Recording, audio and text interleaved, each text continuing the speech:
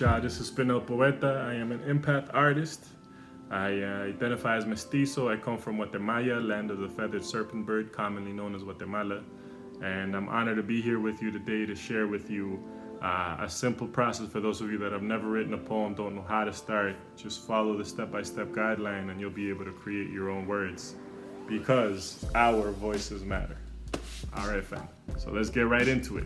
The very first thing you need to do is just choose a topic that you love. You need to choose a topic that you're connected to, that you really want to write about. Already, we got a bunch of poems on the What Max Do Instagram handle, What Max Do Mukjam. I'll share the link. We got poems on depression. We got poems on a Dear Dad poem.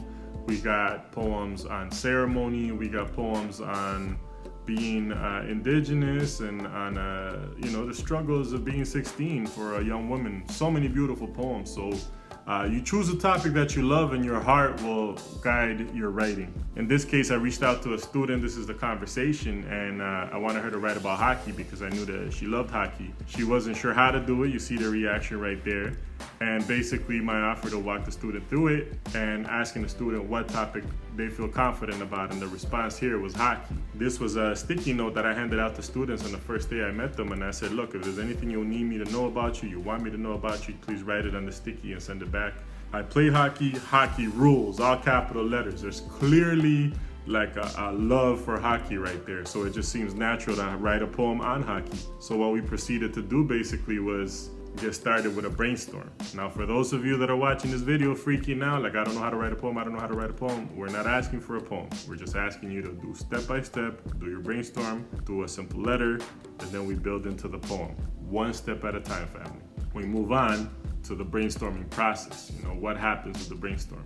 First step is to list everything you've always loved about hockey or your topic of choice, and we'll call these the positives that make you feel blessed. Examples for that would be, places, people, feels, sights, sounds, smells, movements, funny stories, memories, teams, people, anything you can think of related to the topic that's positive. We'll put that on a positive side. Now, on the negative side, we're gonna list the things that annoy you about hockey. In this case, because the student's writing about hockey, we'll call these the negatives that make you feel cheesed. That's Toronto slang for like upset, that you're annoyed by.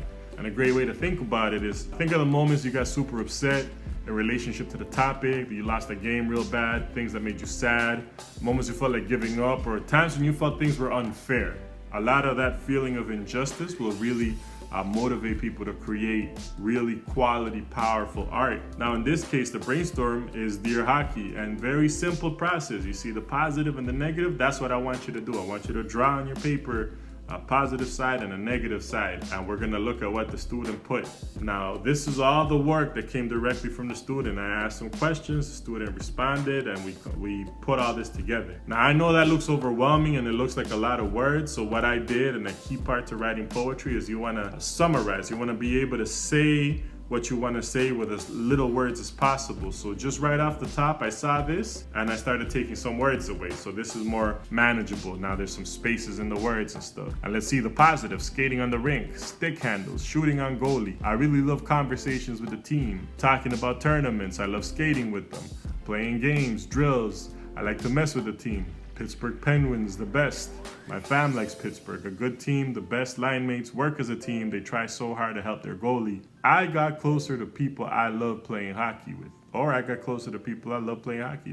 This is a very important line that stood out to me. Now, this came from a letter. So first is the brainstorm and then is the letter, which we'll see next. But whatever you get from that letter, you can put back into the brainstorm to help you assemble your poem. Negative side: teammates get mad at me, not paying attention, not getting the puck on the stick, didn't pass it correctly, people breaking their sticks when we lose. One time I was a goalie, opponent slap shot hit me on the knee, really painful, bruised for like a week. The next game my teammate replaced me, we lost, we were really mad and sad, and of course the Maple Leafs suck. They mostly lose pre-games. I am so sorry for you Maple Leaf fans. This is this student's truth, and who am I to censor? So once you've got that brainstorm done, the positives and the negatives, you move into writing a short letter. You push for details when you're writing the letter. So the brainstorm helps you get your thoughts organized.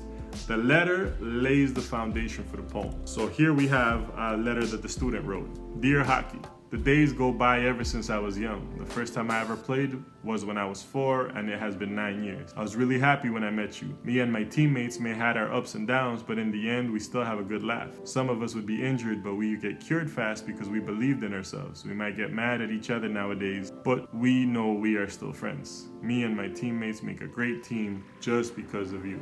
Nice introduction letter, simple, not complicated, no rhyme, anything. That's beautiful, beautifully done. Now the letter itself, as simple as it is, has some amazing points that make for some solid poetry. So the first time I ever played was when I was 4, just establishing the connection of how long and how young the student was connecting with hockey, or, you know, for your case, whoever it is that you're writing some type of an appreciation poem for.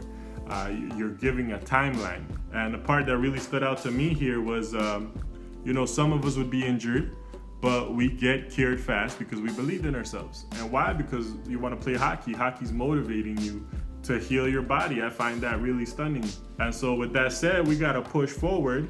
We can't just leave the letter as it is, so we ask some additional questions, you know, give a template. Now that you're gone, and so the student responds, now that you're gone, I have nothing to do. Sometimes I take out a ball and a mini skate and shoot around with it. Since I can't skate anymore, I bring out my skates and skate guards, the ones with the wheels, and I skate around downstairs. So then another prompt was, when you were here, life was, student says, amazing, because I got closer to the people I love playing hockey with. That was just a beautiful line. It really stood out to me when I read it. So you have the segment that I just read, and then you have that line, the hockey line, that really stood out to me. And that starts to give you a good context for the baseline of the poem, which we're gonna see next. So are you ready for the poem? It's basically just a combination of the Dear Hockey letter with elements from the Brainstorm and some minor edits. Dear Hockey, we've been besties since I was 4. You've been in my life for 9 years, and the days go by ever since. I was really happy when I met you. Life was amazing. I got closer to people I love because of you. Now that you are gone, I have nothing to do. Sometimes a ball, a mini skate, and a shoot around remind me of you. Sometimes I skate around downstairs with the skate guards on, the ones with the wheels, since I can't skate in the rink anymore. I miss you. I miss the Penguins, the ones in Pittsburgh. My fam liked them too. Me and my teammates had our ups and downs because of you. You are broken sticks and stick handles. But we laughed because of you. You are practical jokes and good conversations. Some of us got injured because of you. You are hard slap shots and bruised knees. But we got cured fast because we believed in ourselves. You made us believe in ourselves. We might get mad at each other, but we make a great team just because of you. I love this poem so much. You know, if you notice, the words from the Brainstorm are in the poem. So on the positive side of it, you know, I got closer to people I love, shoot, skate around, Pittsburgh Penguins, my fam liked them too, my teammates, stick handles, laughed, practical jokes, good conversations, a great team. These are the positives that were in the Brainstorm. And on the negative side of it, we got broken sticks, injured, hard slap shots, bruised knees, get mad, the elements that we wove into it. The base of it was the Dear Hockey letter, just a letter. It wasn't a poem. We just started to fine tune it, slim it down a little bit. And one of the strategic things that we did for this poem is we used repetition. So I noticed the student said, because of you, early in the poem. Life was amazing. I got closer to people I love because of you. We make a great team because of you. So the because of you just becomes kind of like a nice rhythm that we could add. Me and my teammates had our ups and downs because of you, but we laughed because of you. Some of us got injured because of you. You know, the good and the bad of it. And then on the you are side, that's a very simple way to bring in your Brainstorm into the poem. You are broken sticks and stick handles. You are practical jokes and good conversations. You are hard slap shots and bruised knees. Something about doing it in threes is like a nice rhythm and flow to it. So that's a simple one that you can add. How it started? A simple sticky note. Day 1 of meeting the student, letting me know they love hockey. Plays hockey, hockey rules. Yeah, family, y'all probably gonna laugh at me for this one, but I gotta keep it 1,000 with you. I was blown away when I got up to what max to Kujuatapik, Crete Inuit territory, at how much people love hockey out here. Everybody just playing hockey is like a day-to-day thing, And I was talking with the student and working with the student on her poem. I was like, hey, you should let people know, like, you know, because I was born in Guatemala in Central America. I live in Toronto, and I had no idea about how much hockey is appreciated. And she taught me that there's indigenous origins to hockey. I went and I looked it up, and I read, you know, Mi'kmaq peoples and different peoples throughout Turtle Island were playing this long before the NHL started. And so I became the learner, even though I'm here to support and teach students like yourselves. Y'all have the agency and the power to teach us, especially if we're not from your territories or from your nations. So I was just really humbled by that, and I'm definitely gonna go around telling the world that there's indigenous origins to hockey.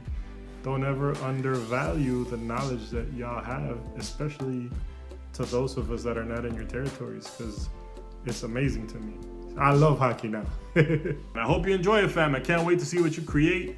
And like, again, hit up the What Max to Mukjam Instagram handle to see some beautiful youth poetry there. Take care, y'all. Much love.